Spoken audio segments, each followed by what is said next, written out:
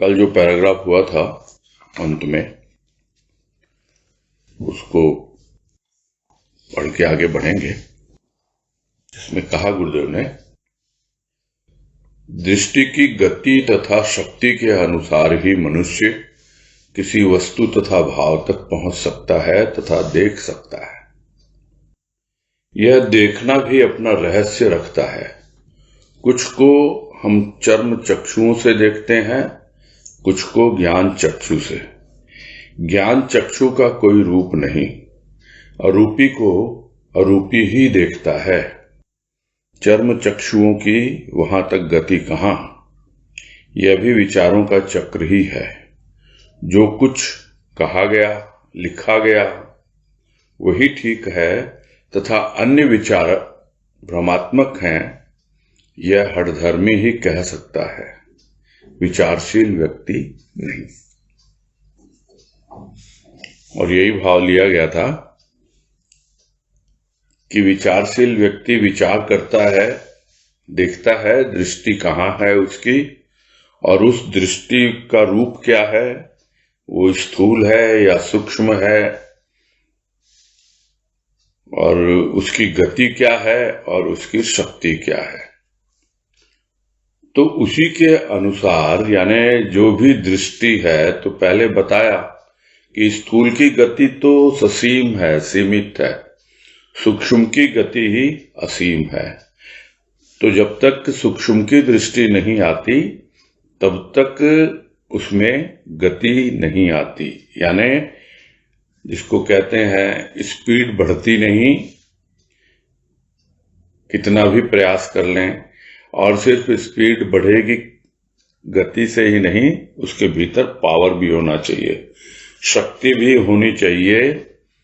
तो उसके द्वारा ही मनुष्य किसी वस्तु या भाव तक पहुंच सकता है।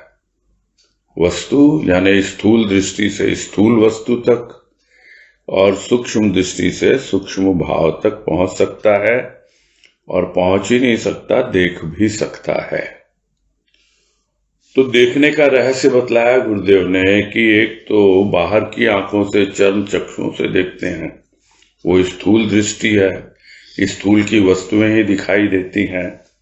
और एक ज्ञान चक्षु है जिसके द्वारा हम सूक्ष्म में देख सकते हैं और समझ सकते हैं कि हमारी जो दृष्टि है ज्ञान की, वो सिर्फ हमें स्थूल ही नहीं दिखला रही, सूक्ष्म भी दिखला रही है।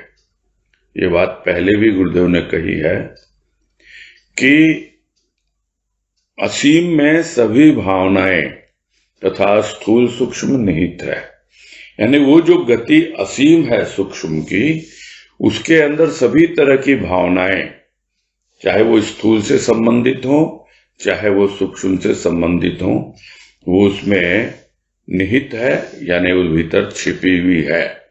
हम जितनी हमारी दृष्टि का पैनापन होगा, जितनी उसकी शक्ति होगी, जितनी उसकी गति होगी, उसी के अनुसार ही हम ज्ञान चक्षु के द्वारा अपने भीतर देख सकते हैं, सूक्ष्म को देख सकते हैं। और सूक्ष्म जो है उसका कोई रूप नहीं होता, अरूपी है। और ज्ञान चक्षु है वो भी अरूपी है, उसका भी कोई रूप नहीं है। जबकि स्थूल वस्तुओं का रूप है और स्थूल की आंखों का भी रूप है। तो रूप को रूप देखता है, और अरूपी के द्वारा हम रूप और अरूप दोनों को देख सकते हैं। तो अरूपी को देखने के लिए तो अरूपी चाहिए ही चाहिए, किंतु वो अरूपी रूप को भी देखने की क्षमता रखता है। और सूक्ष्म को देखने के लिए बाहर की आंखों की गति उतनी है नहीं। तो इन सबको जब तक समझता नहीं प्राणी, तब तक वो विचारों के चक्र में ही उलझा रहता है। और बहुत से लोग ये भी कहते हैं कि हाँ भाई, हमने जो कह दिया बस वही ठीक है, जो लिख दिया वही ठीक है, और दूसरा कोई कुछ भी बोल रहा है या लिख रहा है वो सब ऐसे ही है, उससे आगे कुछ नहीं है। एकमात्र वही सबसे सही है जो हमने लिख दिया, कह दिया। तो यह तो विचार जो हैं ये चक्र में डालने वाले हैं और भ्रम पैदा करते हैं। और इस तरह की बातें जो हठ धर्मी है, यानी अपनी जिद पे ही अड़ा हुआ है कि नहीं मैं जो बोल रहा हूं वही सही है, तो यह हठ जो है उसका वो अहंकार के कारण आता है। यानी बहुत ज्यादा उसमें अहंकार है कि मैं ही सही हूं, सामने वाला तो समझ ही नहीं पा रहा है। तो यह भ्रमात्मक विचार है और भी भ्रम में डालते हैं, चक्र में उलझाते हैं। तो कोई विचारशील व्यक्ति होगा वो खुला दिमाग रखेगा, सब तरह की बातों का स्वागत करेगा, सुनेगा, समझेगा और उसी के अनुसार वो अपना वक्तव्य रखेगा। तो ये हुआ था कल, और आज कह रहे हैं जन रुचि के अनुसार किसी वाद या धर्म का सृजन नहीं होता। प्रकृति स्वयं परिवर्तनशील है, अतः प्राणी प्रकृति से प्रभावित होता हुआ नवीनता का इच्छुक है। जन रुचि प्रचार तथा प्रभाव से बनती रहती है, बदलती रहती है। यह भी चक्र है। अनंत के ऐसे ही अनेक चक्र हैं जिन्हें समझ पाना सरल नहीं। सरल हो या कठिन, फिर भी मनुष्य अनवरत रत है, अनुरक्त है चक्र का रहस्य समझने के लिए।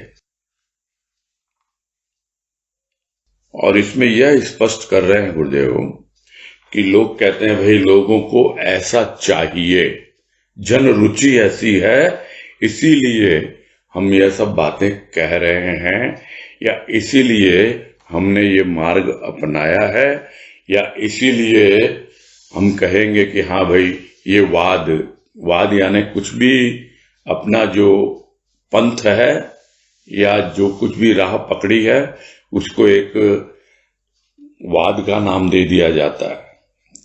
ये होता है दर्शन शास्त्र में, और आध्यात्मिकता में भी उसे धर्म का नाम दे दिया जाता है, जिसको कहते हैं लोग जैसे गांधीवाद, ये व्यक्ति के ऊपर नाम दे दिए जाते हैं।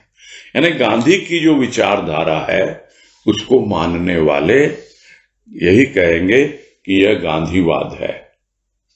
जो बुद्ध को मानने वाले हैं वो बुद्धवाद कहेंगे, यानी बुद्ध का यह विचार है। तो उन विचारों को संगठित करके, इकट्ठा करके एक वाद का नाम दे दिया जाता है और धर्म का नाम दे दिया जाता है दूसरे रूप में। तो वो जन रुचि के अनुसार नहीं होता है, यह तो प्रकृति का नियम है कि प्रकृति परिवर्तनशील है और वो परिवर्तन होते होते अपने आप ही लोगों की रुचि बदलती रहती है। और जब रुचि बदलती है उसका मतलब ही यही है कि प्राणी जो है प्रकृति से प्रभावित हो रहा है। क्यों? क्योंकि वो हमेशा नवीनता का इच्छुक है। तो प्रकृति हमेशा नित्य नवीन रूपों में उसके सामने आती है और वो स्वयं भी नवीनता का इच्छुक है। तो जिस किसी वाद में या धर्म में उसे कुछ नयापन लगता है, उसे कुछ डिफरेंट लगता है, तो फिर वो उसको अपनाने के लिए आगे बढ़ता है। जन रुचि के कारण इनका प्रचार नहीं हुआ है। जन रुचि तो प्रचार और प्रभाव से बनती है, यानी लोग बनाते हैं। जिस तरह किसी प्रोडक्ट को पॉपुलर करना हो तो उसकी खूब पब्लिसिटी की जाती है, एडवर्टाइजमेंट किया जाता है और उसके अनुसार वो लोगों में पॉपुलर करने का उसको प्रयास किया जाता है। वो पॉपुलर होता भी है, यानी जन रुचि उस ओर फिर आकर्षित होने लगती है। यह अवश्य है कि उसमें कुछ नवीनता होनी चाहिए, कुछ नयापन होना चाहिए, क्योंकि प्राणी जो है वो प्रकृति उसकी ऐसी है, उसका नेचर ऐसा है कि वो हमेशा कुछ नई नई चीजें, नई नई बातें, नए नए विचार उसके सामने आए तो वो उसके प्रति आकर्षित होगा। तो यह जन रुचि प्रचार और प्रभाव यानी प्रभावित करने के लिए कि इनको किस ढंग से प्रभावित किया जाए, यह सब जो बाजारवाद जिसको कहते हैं, जो मार्केटिंग करते हैं, पब्लिसिटी करते हैं, एडवर्टाइजमेंट करते हैं, उनको बहुत अच्छी तरह मालूम है वो पब्लिक सेंटिमेंट्स को, उनकी भावनाओं को किस प्रकार प्रभावित करते हैं। यह हम सबको पता है। बहुत सी ऐसी चीजें जो हमने पहले इस्तेमाल नहीं की, किंतु उसके एडवर्टीजमेंट देख के, उसका प्रचार देख करके हम उसके प्रति थोड़े इच्छुक होते हैं। हाँ, ये तो नई चीज है, इसमें कुछ नवीनता है, तो उसे क्यों ना ट्राई किया जाए। तो इस प्रकार से जन रुचि बनती है। यह जन रुचि किसी वाद या धर्म के कारण नहीं बनती है, या जन रुचि के अनुसार कोई वाद या धर्म पैदा करता हो, ऐसा नहीं है। आपने एक वाद और धर्म उसको बना लिया और उसके बाद आप उसकी पब्लिसिटी में लग गए, उसके प्रचार में लग गए, और प्रचार करते हुए और अपने आप बहुत बार प्रभावित किया जाता है प्रलोभन के द्वारा, यानी लालच दिया जाता है। जैसे देखते हैं हम, एक के साथ एक फ्री, ये लालच दिया जाता है। उसी तरह इन सब चीजों में भी लोगों को प्रलोभन दिया जाता है, तुम हमारे धर्म को मानो, देखो ऐसा हो जाएगा, ऐसा हो जाएगा। और वैसे ही प्राणी पहले से ही परेशान है, चिंतित है, दुखी है, तो वो उस प्रलोभन में पड़ जाता है और एक से दूसरा, दूसरे से तीसरा, ऐसे करके वो जन रुचि में परिवर्तित हो जाता है। तो वाद और धर्म पहले आते हैं, उसके बाद जन रुचि आती है प्रचार और प्रभाव से। और कोई अगर यह समझे कि हमने जन रुचि के अनुसार अपना वाद या धर्म बनाया है, यह उचित नहीं है। इसमें यही बात गुरुदेव समझाना चाह रहे हैं। और जन रुचि एक बार बन गई तो इसका मतलब यह नहीं है कि वो टिकी रहेगी, वो बदलती रहती है। तो यह भी एक प्रकार का चक्र ही है। तो ऐसे न जाने कितने चक्र हैं अनंत के, जिनको समझना सरल नहीं है। फिर भी मनुष्य तो लगा हुआ है, और हम भी इस लेख के पठन पाठन के द्वारा समझने का प्रयास कर रहे हैं कि गुरुदेव हमें क्या बतलाना चाह रहे हैं। क्यों यह लेख लिख के चले गए वो, कि आखिर तुम समझो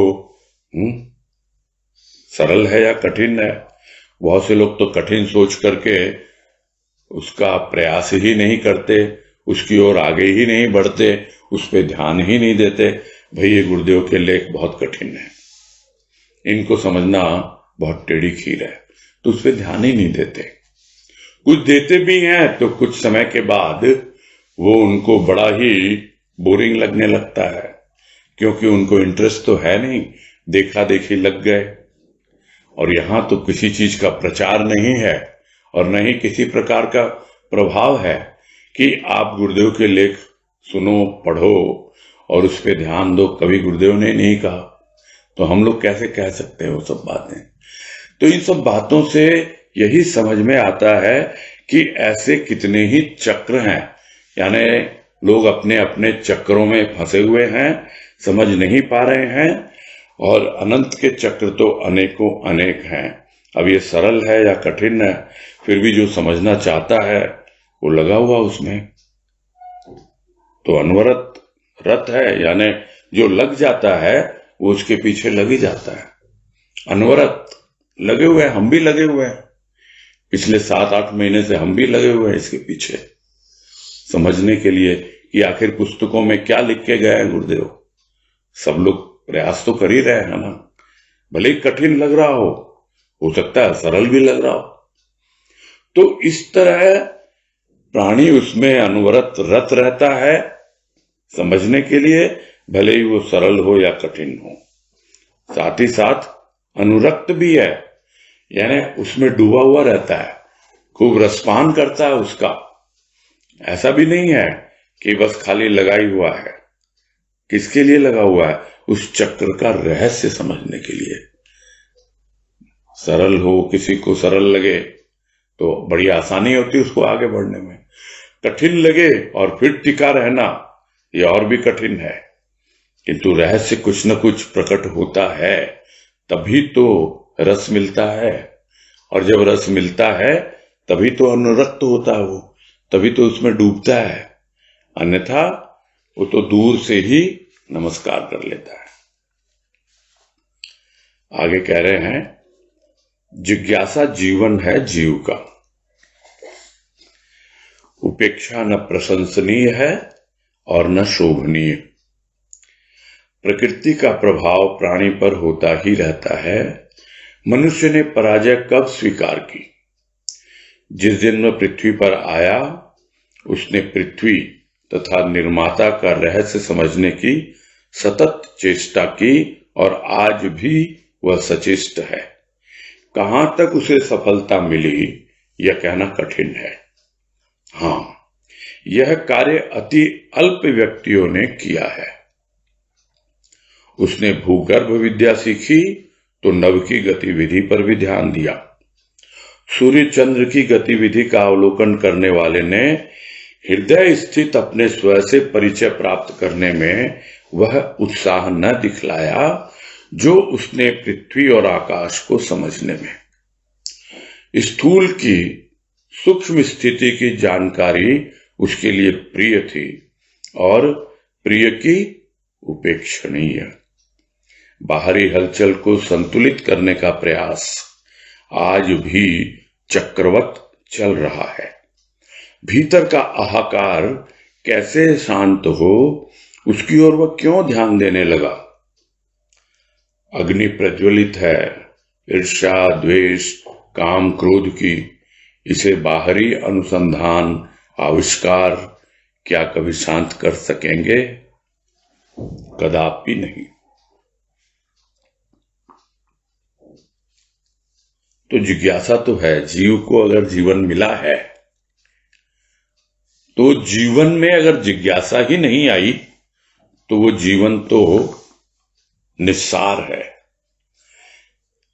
इसीलिए भगवान कृष्ण ने कहा, जो बार बार हम समझते हैं और इस तरह की बातें आती हैं तो गीता की वो बात अवश्य याद आती है कि 4 प्रकार के मेरे भक्त होते हैं, आर्त, अर्थार्थी, जिज्ञासु, ज्ञानी। इनमें ज्ञानी ही मुझे सबसे प्रिय हैं, ये भगवान कृष्ण ने कहा है। तो आर्त यानी दुखी होके पुकार रहा है भगवान को, भक्त है वो। अर्थार्थी यानी रुपये पैसे के लिए भक्ति कर रहा है। जिज्ञासु यानी वो जानना चाहता है अपने आप को और भगवान को। फिर जानते जानते ज्ञानी हो जाता है, लेकिन फिर भी भक्ति में लगा रहता है। भगवान कृष्ण ने तो जनरल लिखी हैं बातें, और गुरुदेव के परिप्रेक्ष्य में देखें तो वही बातें हैं। सत्संग में भी हमारे 4 प्रकार के भक्त हैं, आर्त, अर्थार्थी, जिज्ञासु और ज्ञानी। अब सबसे बड़ी विडंबना तो यह है कि एक भक्त के अंदर ही 4 प्रकार की चीजें विद्यमान हैं। तो बस हमको तो अपना अवलोकन करके यह देखना है कि हम कितने आर्त हैं, कितने परसेंट हम अर्थार्थी हैं और कितना परसेंट जिज्ञासु और ज्ञानी हैं। उससे हमें पता लग जाएगा। तब हमें मालूम पड़ेगा कि हम जो जीवन जी रहे हैं वो आवश्यक है। जिज्ञासा उसमें बहुत आवश्यक है। तो वही जीवन है जीव का। तो उसकी यदि कोई उपेक्षा करता है तो क्या कोई उसकी प्रशंसा की जाए? क्या उसको शोभा देता है ये? और इस वाक्य को अंडरलाइन किया हुआ है पुस्तक में कि अगर कोई उसकी उपेक्षा करे कि नहीं मुझे कोई जिज्ञासा नहीं है, मैं तो चल रहा है बहुत बढ़िया, मेरा तो मेरे सारे काम हो रहे हैं, मैं मजे में हूं, ठीक है, थोड़ा दुख सुख आता है उसको याद कर लेते हैं, दुख दूर हो जाता है। थोड़े रुपये पैसे की तंगी आती है उसको याद कर लेते हैं, वो दूर दूर हो जाती है। हम भक्ति तो कर ही रहे हैं, आराम से जी रहे हैं उसके भाव में। ये जिज्ञासा ज्ञान ये सब की क्या बातें हम करें? इसका मतलब क्या है? वो उपेक्षा कर रहे हैं इसकी। तो उसकी उपेक्षा प्रशंसनीय नहीं है, कोई उसको एप्रिशिएट नहीं करेगा, कोई प्रशंसा नहीं करेगा। तो इसका मतलब क्या कर रहे हो तुम? अपना जीवन ढंग से नहीं बिता रहे हो और शोभा भी नहीं देता है।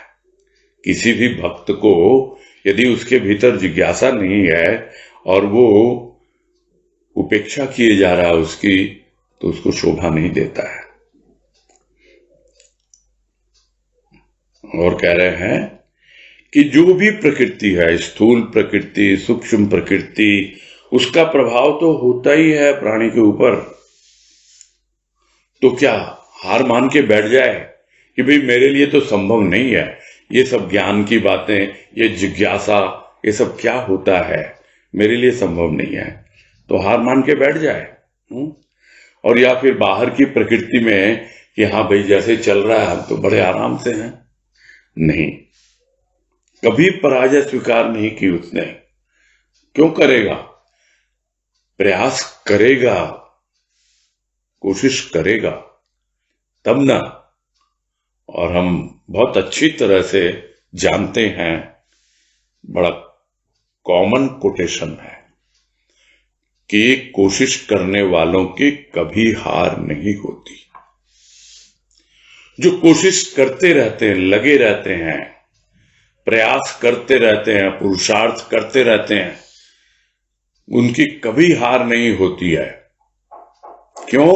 क्योंकि वो हार को स्वीकार ही नहीं करते हैं। जब से पृथ्वी पर आया है इंसान, उसने यह समझने की पूरी चेष्टा की है कि भाई सृष्टि की रचना कैसे हुई, पृथ्वी का निर्माण कैसे हुआ, कौन है इसका निर्माता। और आज भी है, आज भी सब अपने अपने ढंग से लगे हुए हैं उसकी चेष्टा में। अब कितनी सफलता मिली या नहीं मिली वो तो वही जाने, कहना कठिन है। किंतु यह बात सही है कि यह कार्य अति अल्प व्यक्तियों ने किया है। जो बातें बार बार आ रही हैं, बहुत कम लोग हैं जिनको इन सब चीजों में इंटरेस्ट है।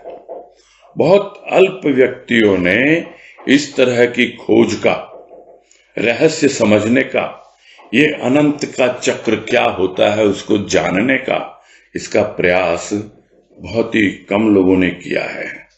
भाई पृथ्वी बनी कैसे बनी, भौतिक रूप में तो समझ में आ जाता है। हम जो इस धरा पर आए तो क्यों आए, किस लिए आए, किस तरह से हम अपना जीवन और आगे बढ़ा सकते हैं, क्या हमारे भीतर छिपा हुआ है वो हम निकालें, बाहर करें। और वही आगे कह रहे हैं कि पृथ्वी के अंदर जो छिपा हुआ है उसको बाहर निकालने की विद्या तो सीख ली, किंतु अपने भीतर जो छिपा हुआ है उसके बारे में बिल्कुल नहीं सोचा। उसने आकाश की गतिविधि पर तो ध्यान दिया कि किस तरह के ग्रह नक्षत्र हैं, सूर्य चंद्र हैं, कौन किस गति से चलता है और किसका किसके साथ समय के सापेक्ष में चक्कर लगता है, कितने दिनों में एक उसका चक्र पूरा होता है। यह सब बहुत कुछ हिसाब किताब निकाल लिए, किंतु अपना जो हृदयाकाश है, उस हृदयाकाश में जो स्वरूपी सूर्य है उसका परिचय प्राप्त करने के लिए क्या उतना उत्साह दिखलाया? जो पृथ्वी और आकाश, यानी एक ओर तुम्हारे भीतर की गहराई, दूसरी ओर तुम्हारे ऊपर की ऊंचाई, ये दोनों ही चीजें प्राणी के भीतर है, उसकी प्रकृति में है। उसकी खोज, उसकी समझ कितने लोगों ने की है? इसलिए कह रहे हैं कि स्थूल की सूक्ष्म स्थिति की जानकारी उसके लिए प्रिय थी। यानी उसके लिए जो स्थूल वस्तुएं हैं उसकी सूक्ष्म स्थिति यानी बारीक से बारीक उसकी डिटेलिंग करना, उसके बारे में पूरा अच्छे से जानना, उसके लिए बहुत उसको अच्छा लग रहा है, बहुत प्रिय उसके लिए है। किंतु जो वास्तव में उसका प्रिय है, वो जो भीतर बैठा हुआ परमात्मा, वो आत्मदेव, उसके बारे में कितना जाना, उसकी क्या स्थिति है, उसकी क्या गति है, कैसे वहां पहुंचा जाए, उसकी बारीकियां क्या हैं, यह सब समझने के लिए कोई चेष्टा ही नहीं की। वो उसके लिए उपेक्षणीय ही रहा। जो प्रिय नहीं होना चाहिए वो प्रिय था, और जो प्रिय होना चाहिए उसके बारे में कुछ सोचा ही नहीं, उसकी हमेशा उपेक्षा ही की। और जो कुछ भी हो रहा है बाहर प्रकृति में, यह हलचल, तरह तरह के वायरस आ रहे हैं, रोग आ रहे हैं, तरह तरह की बातें हैं, तो उसको संतुलित करने का प्रयास भी चल रहा है। अलग अलग रूपों में प्रकृति अपना खेल दिखलाती है और मानव उसको संतुलित करने में, उस हलचल को बैलेंस करने में लगा रहता है। और यह प्रयास आज भी उसी तरह चल रहा है, चक्रवत, यानी यह भी एक चक्र है। किंतु जो भीतर जो हाहाकार हो रहा है वो कैसे शांत हो, उसकी ओर क्या कभी ध्यान दिया? उसकी ओर क्यों ध्यान देने लगा? यही कह रहे, उसको उससे कोई सरोकार है ही नहीं। बस बाहर का खेल, बाहर का रूप, बाहर की बातें, सब बहुत बढ़िया। और कितने वैज्ञानिक हो गए उसके पीछे, और गिने चुने ही ऐसे ज्ञानी हुए हैं जिन्होंने अपने भीतर खोज की है उसकी। तो ध्यान क्यों देने लगा? क्या उसको पता नहीं है कि उसके भीतर ईर्ष्या, द्वेष, काम, क्रोध, ये अग्नि प्रज्वलित है? पता होते हुए भी उसके लिए वो लापता है। मालूम है किंतु उसका इलाज नहीं ढूंढ रहा। जो भीतर जो वायरस लगा हुआ है उसकी वैक्सीन नहीं ढूंढ रहा। बाहर जो वायरस है उसकी वैक्सीन ढूंढने में सारी दुनिया लगी हुई है। हो जाएगा, फिर एक और वायरस आ जाएगा।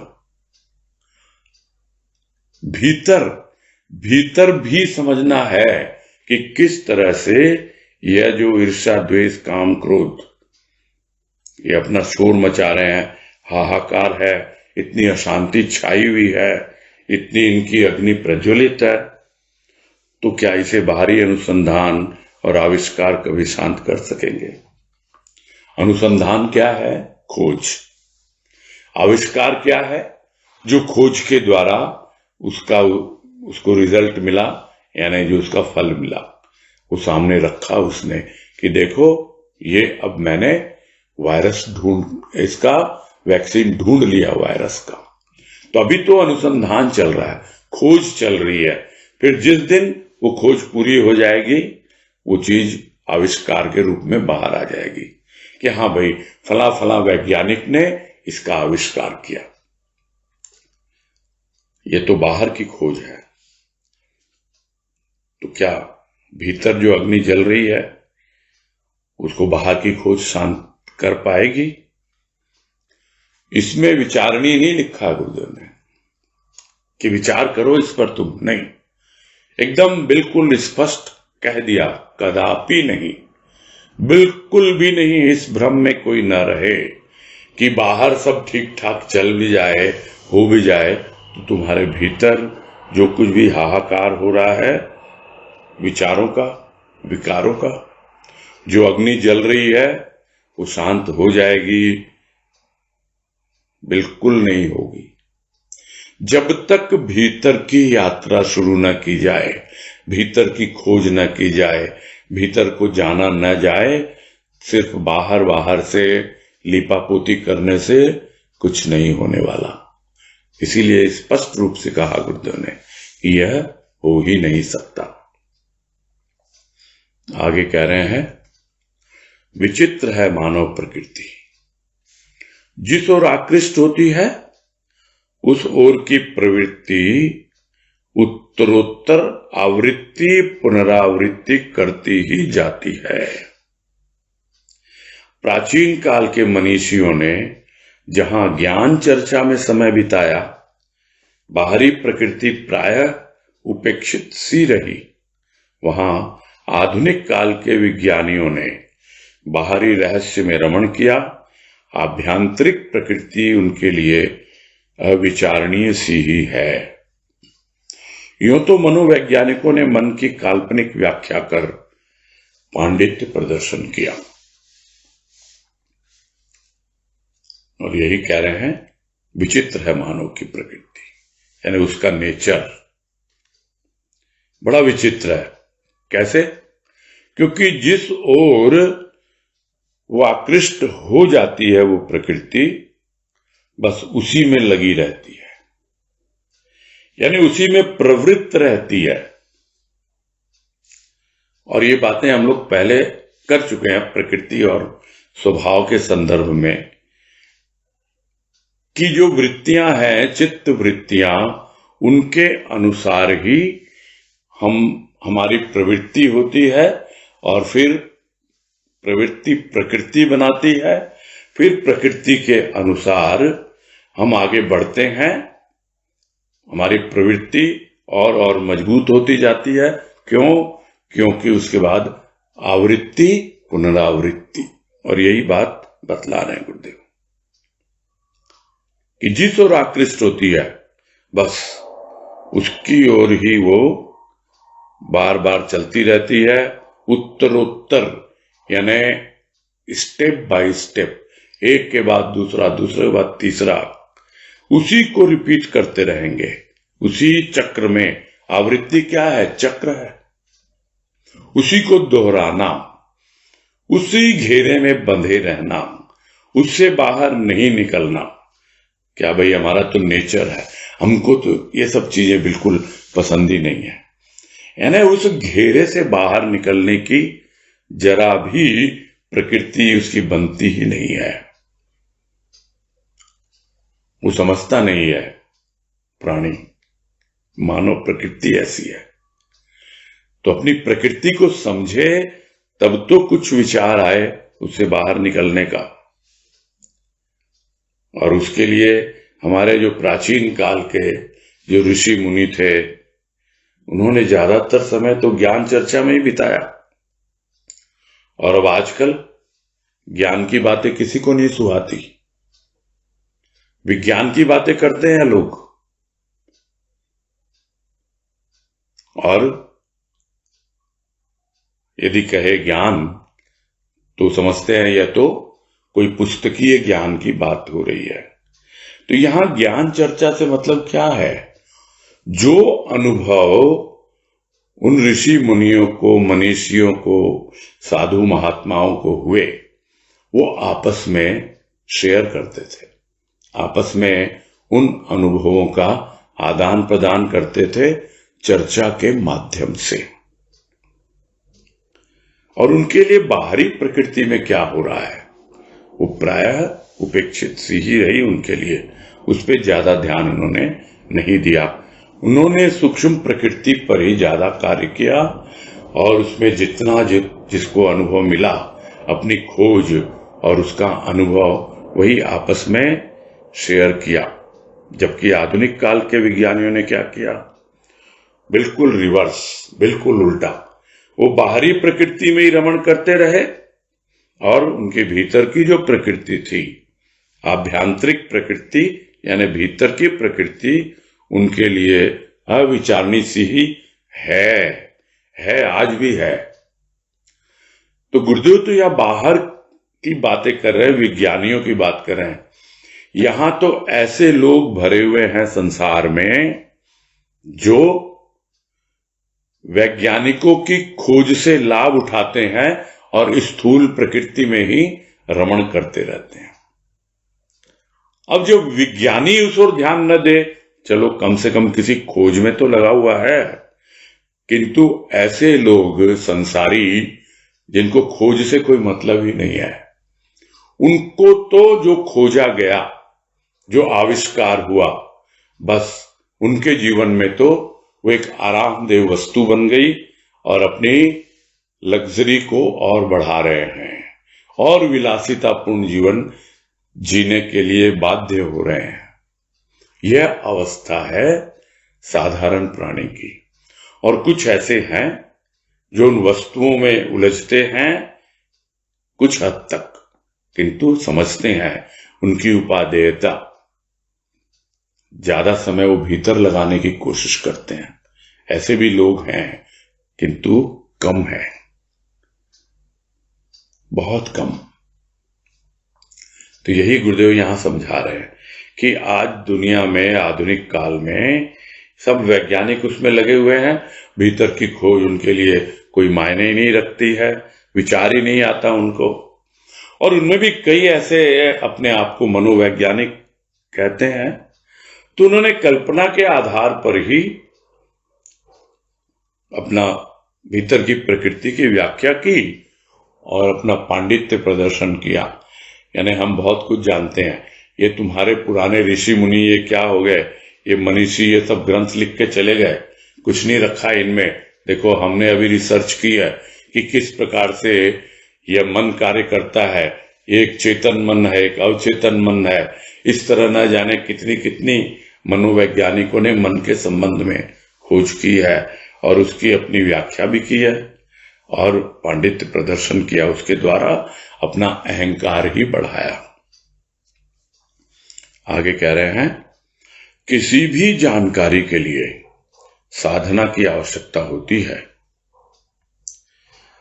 कल्पना तो साधना नहीं, कल्पना में भी कभी कभी सत्यांश रहता है। यथार्थता का बोध तो साधना ही संपन्न करती है। साधना संपन्न व्यक्ति ने कल्पना को भी रूप दिया। रूप छाया है, अरूप स्थिति।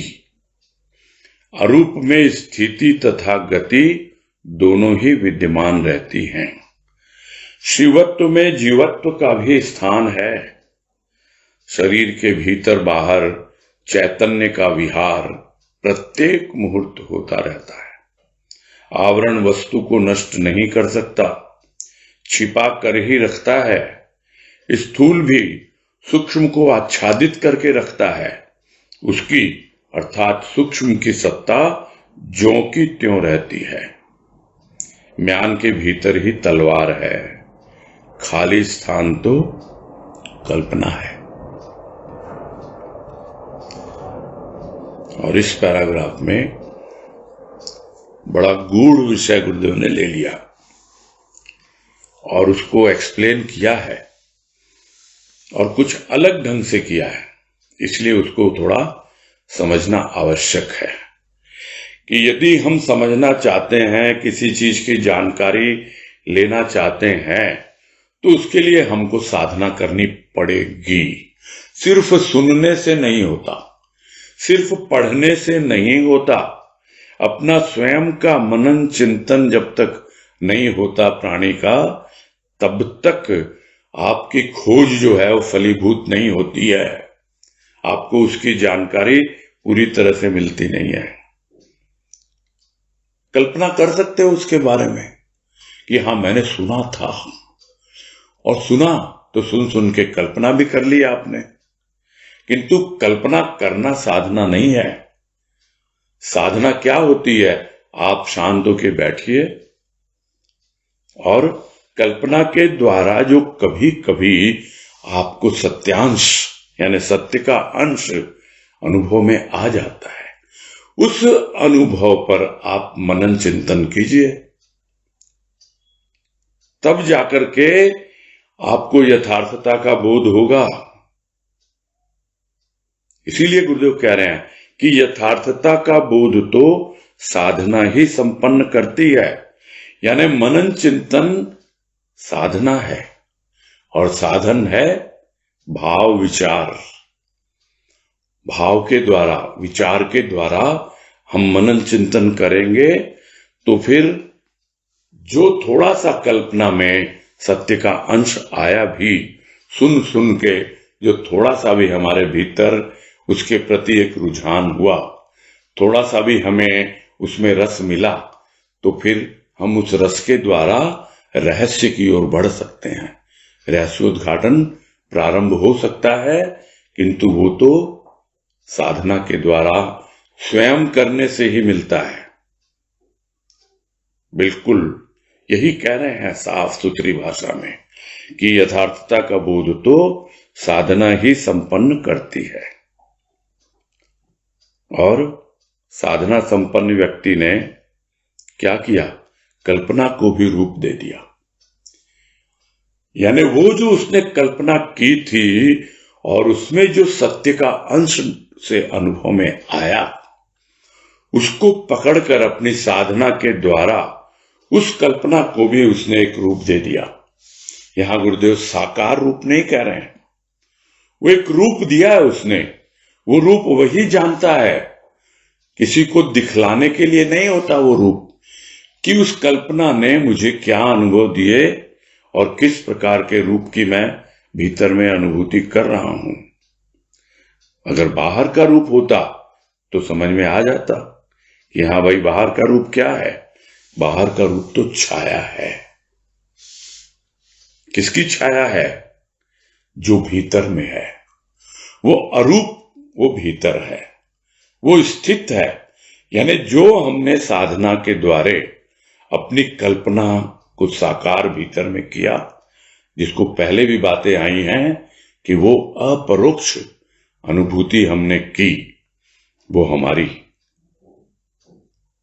हमारी स्थिति बन जाती है। वो फिर इधर उधर नहीं जाएगी। फिर हमको किसी को कहना नहीं होगा, पूछना भी नहीं होगा कि भाई ये भाव आता तो है, थोड़ी देर के लिए आता है, फिर भाग जाता है, कहां चला जाता है। नहीं, हमारी स्थिति बनती है भाव में फिर। तो यही समझा रहे गुरुदेव कि वो जो अरूप में आपको अनुभव हुआ, यानी सूक्ष्म में, वो आपकी स्थिति बनने लगती है फिर। और उस अरूप में स्थिति और गति दोनों ही विद्यमान रहती है। यानी आप एक स्थिति में पहुंच गए, वो आपकी हो गई। अब आपको और आगे बढ़ना है, आपको और गतिशील होना है। यानी आप जहां पहुंच गए वो तो आपका हो गया, किंतु अभी आपको और गतिशील होते हुए, और यदि वहां बैठ के देखेंगे भी, शांति से अवलोकन भी करेंगे, तब भी पता लगेगा कि अभी तो मार्ग लंबा है, अभी और आगे मुझे यात्रा तय करनी है। तो इस तरह से वो अरूप की जो अवस्था होती है, उसमें स्थिति भी होती है, साथ साथ गति भी होती है, और गति के द्वारा ही स्थिति तक पहुंचा जाता है। और एक बार स्थिति बन जाती है तो फिर से एक गतिशीलता जीवन में आ जाती है, क्योंकि आपको एक अचीवमेंट की फीलिंग होती है। जो चीज पहले बड़ी दुष्कर लगती थी, बड़ी कठिन लगती थी, अब लगता है कि वो इतनी कठिन नहीं है। इसीलिए गुरुदेव ने कहा कि ये कठिन भी हो सकती है, सरल भी हो सकती है, किंतु जो इसको समझना चाहते हैं, जो उस अवस्था तक पहुंचना चाहते हैं, उसमें वो अनुवरत रत रहते हैं, अनुरक्त रहते हैं। लगे रहो भैया, पीछे मत हटो। जो मिल गया उसको पकड़ लो, वो तुम्हारा है। क्यों? क्योंकि तुमने उसे अर्जित किया है। वो तुम्हें खैरात में नहीं मिला है, कृपा से मिला है, किंतु पुरुषार्थ के द्वारा मिला है, साधना के द्वारा मिला है। तो जब यह बातें प्राणी अनुभव कर लेता है, तब अपने आप ही समझ जाता है कि उस अरूप में स्थिति और गति दोनों ही विद्यमान रहती है। इसीलिए और समझा रहे हैं आगे कि शिवत्व में जीवत्व का भी स्थान है। यानी भले ही आप शिवत्व तक पहुंच गए हों, तो जिस तरह जीवत्व में शिवत्व है, उसी तरह शिवत्व में भी जीवत्व है। यह तो परसेंटेज का अंतर है। जिस तरह जड़ में चेतन है और चेतन में भी जड़ है, सिर्फ परसेंट का फर्क है। आप तो बीच की अवस्था में है। जो आपकी स्थिति बन गई वो शिव भाव हो गया, और जो स्थिति बननी अभी बाकी है, जो गतिशीलता है, वो आपका जीव भाव है। तो शिवत्व में जीवत्व का भी स्थान रहता है। शरीर के भीतर बाहर चैतन्य का विहार प्रत्येक मुहूर्त होता रहता है। तो वो जो चेतना है, उसको गुरुदेव यहां कह रहे हैं चैतन्य का विहार। विहार क्या है? घूमना फिरना, टहलना, मौज मस्ती करना। यानी वो जो चैतन्य है, वो भीतर भी और बाहर भी,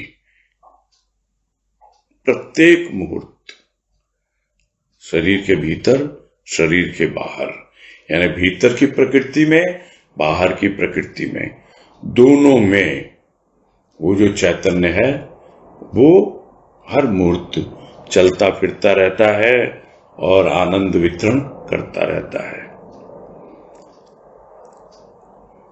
किंतु उस चैतन्य के ऊपर आवरण है। उस चेतन के ऊपर आवरण है किसका? जड़ वस्तु का। तो वो जो आवरण है वो ऊपर रहेगा, यानी ढक के रखेगा, किंतु नष्ट नहीं कर सकता है। आवरण है आत्मा पर, अहंकार का, मन बुद्धि चित्त का। ये तो सूक्ष्म आवरण है। स्थूल के तो और आवरण मोटे मोटे हैं, किंतु नष्ट नहीं कर सकता। उस आत्मा को नष्ट नहीं कर सकते। ये आवरण छिपा सकते हैं, और छिपा हुआ है। और जो समझ जाता है इस बात को, वो बिल्कुल समस्त आवरणों को छिन्न भिन्न करता हुआ अपनी यात्रा जारी रखता है। तो आवरण वस्तु को नष्ट नहीं कर सकता, छिपाकर ही रखता है। स्थूल भी सूक्ष्म को आच्छादित करके रखता है, ढका हुआ है सूक्ष्म स्थूल के द्वारा। वो जानता है कि मैं इसे ढका रखूंगा, ये समझ ही नहीं पाएगा। किंतु जो समझ लेता है सूक्ष्म को, वो जान लेता है कि यह स्थूल क्या है, ये कुछ नहीं है, सूक्ष्म की ही छाया है। यह काया क्या है? यह मेरी आत्मा की ही छाया है। और यह सब गुरुदेव ने बहुत अच्छे से उस प्रवचन में समझाया है, जो पहले भी आया कि रूप छाया है। तो कौन सा रूप? यह काया का रूप। यह तो छाया है उस आत्मा की, उस अरूपी की।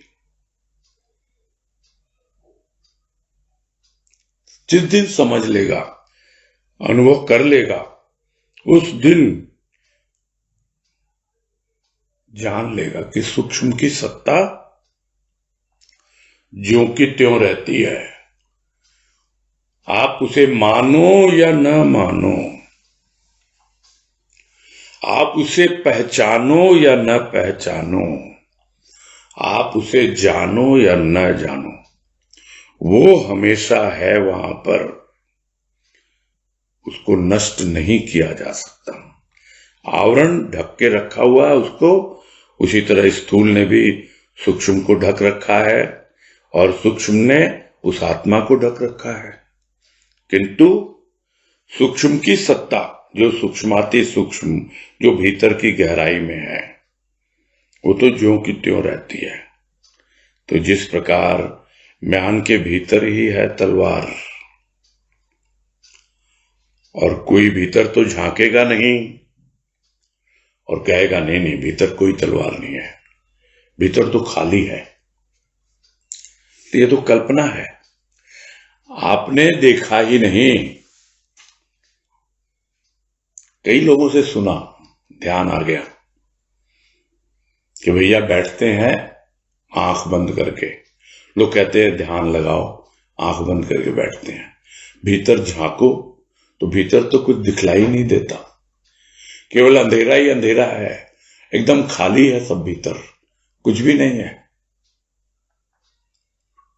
बस ये कल्पना है और कुछ नहीं है, क्योंकि अभी देखना नहीं आया भीतर। भीतर जो इस म्यान में यानी शरीर में जो तलवार है, यानी जिसको हमें काम में लेना है, वही सबका संहार करेगी, वही आगे सब आवरणों को छिन्न भिन्न करेगी। तब हमें समझ में आएगा कि वास्तव में म्यान के भीतर है तलवार, और नहीं तो हम ऐसे ही बैठे रहेंगे। भीतर क्या है? कुछ नहीं है, खाली स्थान है। तो जो खाली स्थान को देखेंगे वो कल्पना करके उसी में रहेंगे, किंतु उसमें थोड़ा सा भी सत्य का अंश अनुभव में आ गया कि हाँ भाई थोड़ी पहचान है कि उस तलवार की जो मूठ है वो म्यान के बाहर निकली रहती है। कहीं देखी थी, किसी ने कहा था, वो सुना हुआ याद आ जाता है जब वो तलवार की मूठ दिखलाई देती है जहां से तलवार को पकड़ा जाता है, और उसको देखते ही वो सत्यांश पकड़ में आ गया। अब पकड़े तलवार को, धीरे धीरे सीखे तलवारबाजी, देखें किस तरह से हम आगे बढ़ सकते हैं। तो यह तो समझने के लिए एक उदाहरण मात्र है, यानी आपको कोई पहचान है नहीं, बस कल्पना ही कल्पना कर रहे हैं और फिर कुछ दिनों बाद कल्पना करके उसको छोड़ देते हैं। नहीं भाई अपने तो वश की नहीं है। तो यही होता आया है, यही होता रहता है, और इसीलिए जो प्राचीन मनीषियों ने ज्ञान चर्चा में समय बिताया वो अब आज के दिन में उपेक्षित ही है। बस यही पूरा कर दिया।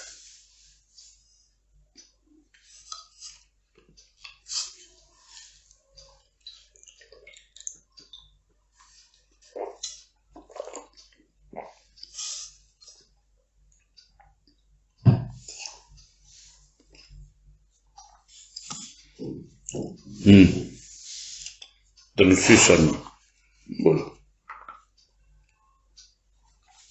प्रणाम भैया। हाँ नमस्कार, बोलो। आज तो जैसे बात आई कि आधुनिक काल में तो वैज्ञानिकों ने से पृथ्वी या उसके बाहर अंतरिक्ष में क्या है इसी की वो खोज में लगे रहते हैं, जबकि प्राचीन काल में ऋषि मुनियों ने सूक्ष्म में और अपने भीतर अपने आत्मदेव को जानने में समय बिताया। तो आपने अभी कल ही शायद फेसबुक पे एक पोस्ट लिखा था, वो ध्यान में आ गया कि सबसे सुंदर चीजें ना तो देखी जाती है ना छुई जाती हैं, उन्हें सिर्फ महसूस किया जाता है। तो बाहर कुछ भी चीजें हम देखते हैं सुनते हैं तो एक तरह से एक तो उसकी स्मृति भी रहती है और एक कंफर्मेशन भी होता है, लेकिन भीतर हमें कुछ फील हुआ तो क्या वो उसी तरह से रहता है, और मतलब सूक्ष्म की अभी उस तरह से है नहीं कि कोई, तो क्या फीलिंग में ही सब कुछ चलता है क्या? ये कुछ मतलब उतना समझ में नहीं आ पा रहा था। उसका कारण तो बताया ना गुरुदेव ने यहाँ भी कि हम स्थूल से इतना ज्यादा उलझे हुए रहते हैं, स्थूल के चक्र में इतना फंसे रहते हैं कि हम भीतर को समझ ही नहीं पाते हैं।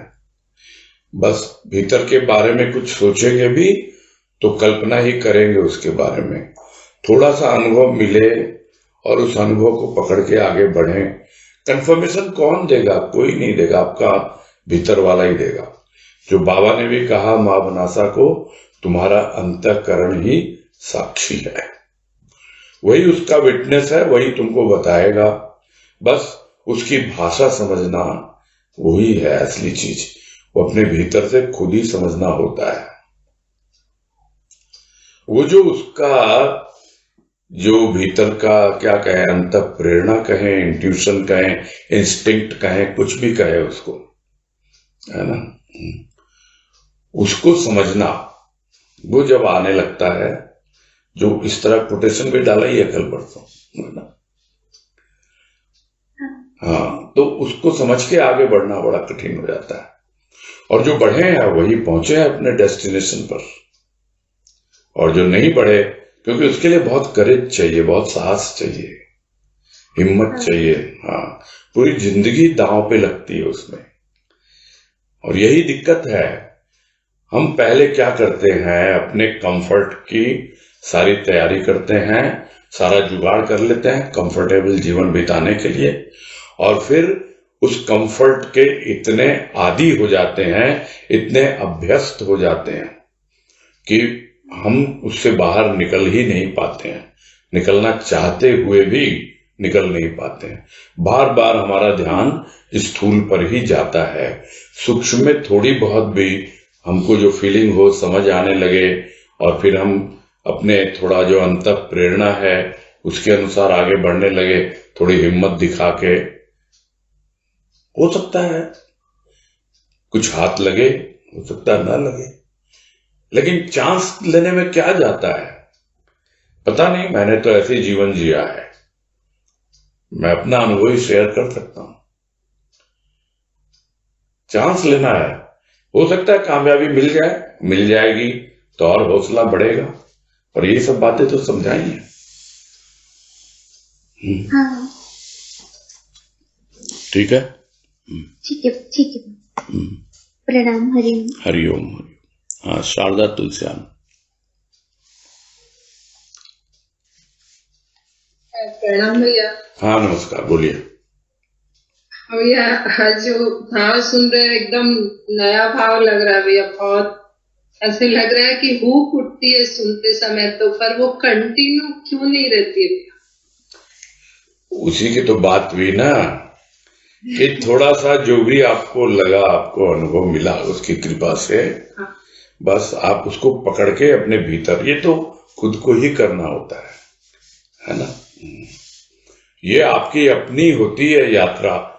भाई ठीक है, गुरुदेव की कृपा जो है वो हमें उसके प्रति एक चाव जगा रही है, हमको एक इंटरेस्ट आने लगा है।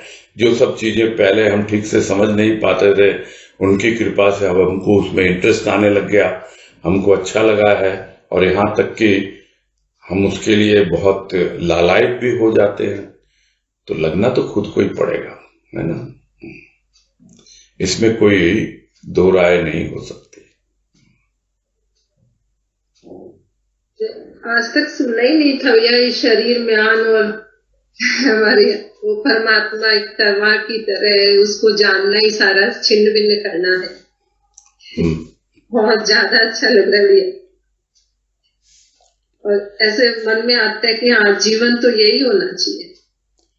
हाँ, लिखा तो यही है, गुरुदेव ने उदाहरण यही दिया, इसलिए उसका थोड़ा और एलेबोरेशन हो गया उनकी कृपा से, बस और क्या है ना जी।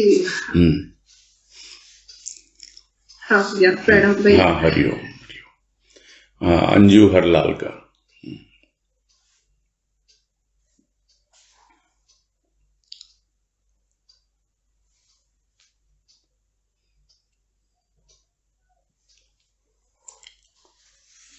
बोलिए, अनम्यूट नहीं किया क्या?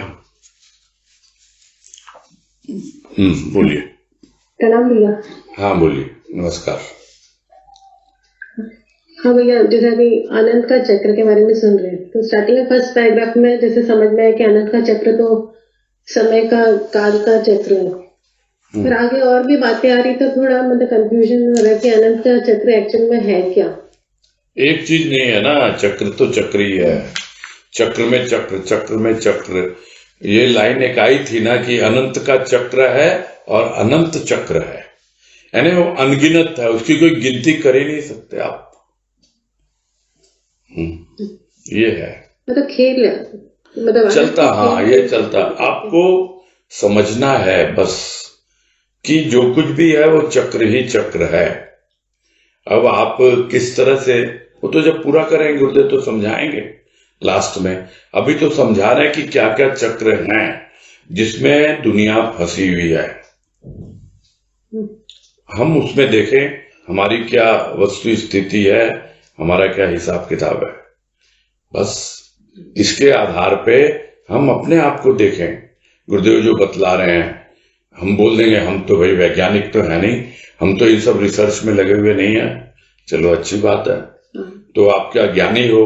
नहीं, हम तो ज्ञानी भी नहीं है, हम तो उसमें भी नहीं लगे हुए हैं। तो कहाँ हो आप?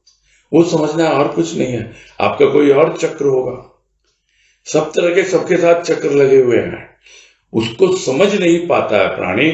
और एक तरह से क्या कहें, बस मैं जैसा हूं, जो अभी बात आई कि मैं बिल्कुल आराम से कंफर्टेबल हूं। अब वो वाणी बार बार दोहराते हुए मुझे अच्छा नहीं लगता है कि चक्षु प्रिय देव बन गया वाली, है ना। अच्छा नहीं लगता है, क्योंकि देख रहे हैं सब अपने अपने कंफर्ट जोन में आराम से बैठे रहते हैं और उसे बाहर नहीं निकलना चाहते। तो गुरुदेव यही समझा रहे हैं, तुम चक्र में ही हो अभी, है ना। उस चक्र को समझो और समझने की विधि बतला रहे हैं कि किस तरह से आप एनालाइज कर सकते हो, किस तरीके से आप उस चक्र को समझ सकते हो, और बाहर निकलने के लिए भी रास्ता सुझा रहे हैं कि किस तरह से आप बाहर निकलो। तो बार बार तो यही बात आ रही है ना, आप अपने भीतर फोकस करो, भीतर ध्यान दो और उसमें आगे बढ़ो। ये सब लेखों में मोर और लेस इसी टाइप की बातें आएंगी, भले उनका मतलब क्या कहें टाइटल कुछ भी हो, लेख का हेडिंग कुछ भी हो, ठीक है, बेस वही रहेगा। अब जैसे पहले भी मैंने लेख शुरू किया तभी कहा था कि जैसे अनामी का नाम, उसमें बार बार अनामी अनामी आएगा। आनंद कहा, उसमें आनंद बार बार आएगा। क्यों में क्यों बार बार आएगा। तो ये इस तरह की चीजें तो आएंगी ना, इसीलिए यहाँ चक्र की बातें बार बार आ रही है, अनंत की बातें बार बार आ रही है। लेकिन आपको बेसिक समझना है कि इसके पीछे वो क्या कहना चाह रहे हैं, ये बात समझनी है ना। हाँ भी ऐसे ही आपने जो अभी आंसर दिया, ऐसे ही क्वेश्चन रिलेटेड आ रहा था मुझे कि जैसे अर्थ रोटेट कर रहा है, अपने एक्सिस पर रोटेट कर रहा है। हाँ जी। पर साथ साथ में वो रिवॉल्व भी हो रहा है, मतलब उसकी गति आगे की ओर हो रही है। आगे और नहीं है, आवृत्ति है उसमें, बताया ना, आवृत्ति यानी रिपीटेशन हो रहा है, आप उसी चक्र में घूम रहे हो गोल गोल। हाँ।